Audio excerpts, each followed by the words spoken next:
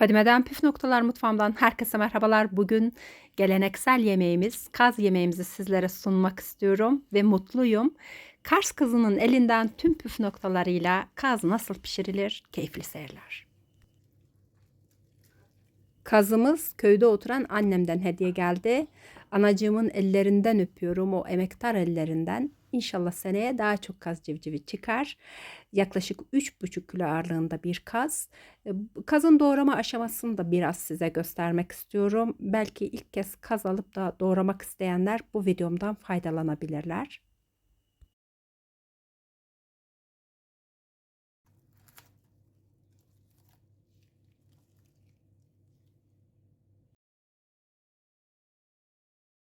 Kazı doğramak için satıra gerek yok. Yeter ki eklem noktalarına bıçağınızı dokundurun. Bu arada YouTube'dan kanalımı seyredip bana bıçak hediye gönderen Ayazlar Kasaba çok çok teşekkür ediyorum. Bu bıçağım da Bursa'dan hediye olarak geldi. Kendilerine buradan teşekkürlerimi sunuyorum.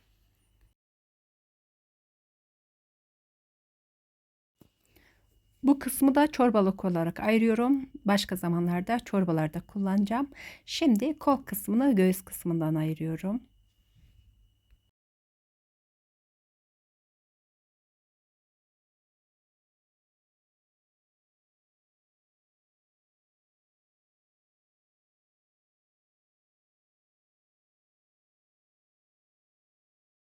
Kazımızı parçalara ayırdım. Bir kabın içerisinde sıcağa yakın bir suyun içerisine kaz parçalarını bırakıyorum.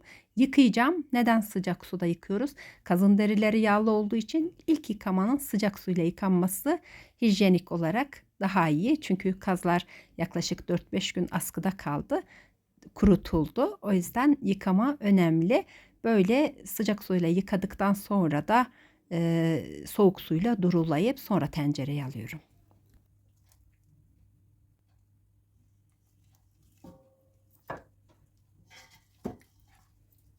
Tertemiz yıkamış olduğum etleri büyükçe tenceremin içerisine alarak üzerini geçecek kadar su ilave ediyorum.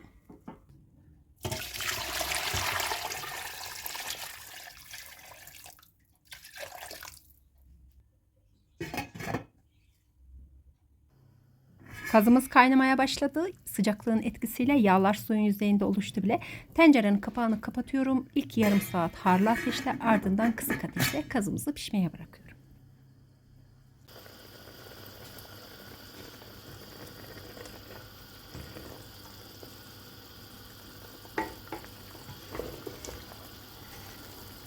2 saatin ardından etleri şöyle bir alt üst ederek karıştırıyorum. Şimdi bulgur pilavının yanında ayrıca da patates yemeği de hazırlayacağım. Patateslerimi elma dilimi şeklinde doğradım. Yazdan kurutmuş olduğum domatesleri de ıslatmıştım.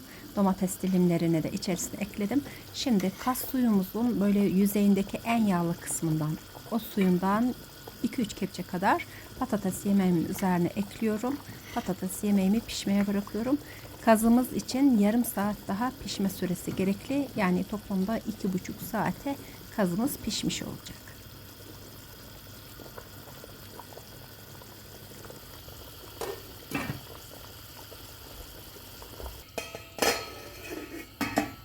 Yemeğimiz pişti. Şimdi bir tepsinin içerisine alüminyum folyo ile kapladım. Ve ızgaranın üzerine kaz etlerimizi alacağım. Fırında çok değil arkadaşlar. Yüksek derecede ve fan açık bir şekilde sadece 8-9 dakika kadar kazların üzerindeki derilerin kızarmasını sağlayacağız.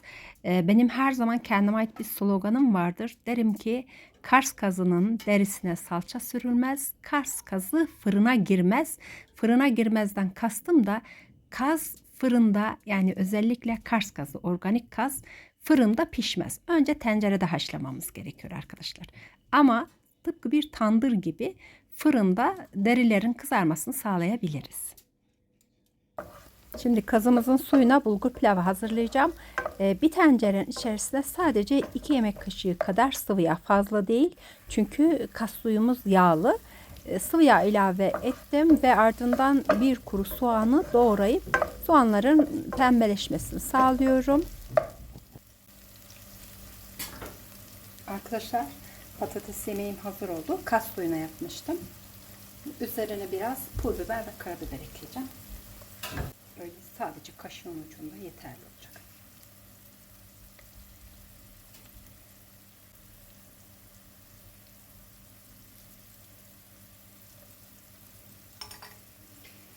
Yemeğimize tuz ilavesi yapmadık. Zaten kazın suyu tuzlu olduğu için.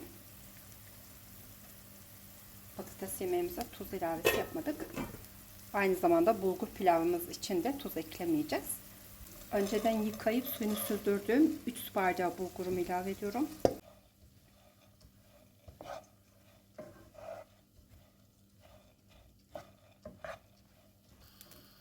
Bulgurların rengi dönene kadar karıştırarak kavurma işlemini gerçekleştiriyorum.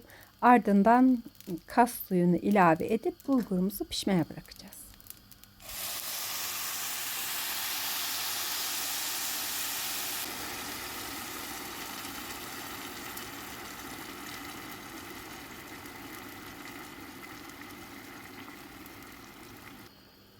Pilavınızı pişirirken de muhakkak tat kontrolünü yapın.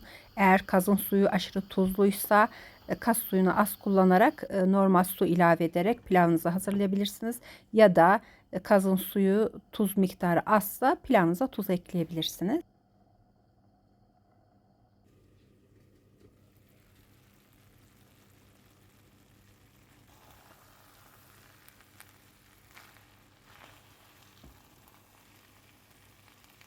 Ocakta kısık ateşte pişirmiş olduğumuz bulgur pilavımız hazır. Artık kapağını kapatıp demlenmeye bırakabiliriz.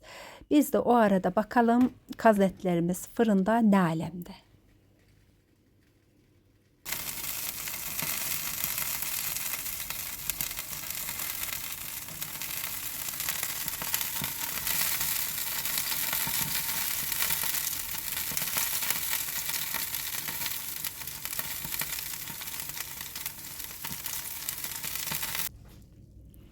Videomu buraya kadar seyrettiyseniz yemek güzel olmuş deyip geçmeyiniz lütfen. Eğer tarifimi faydalı bulduysanız beğeni butonuna tıklayabilirsiniz.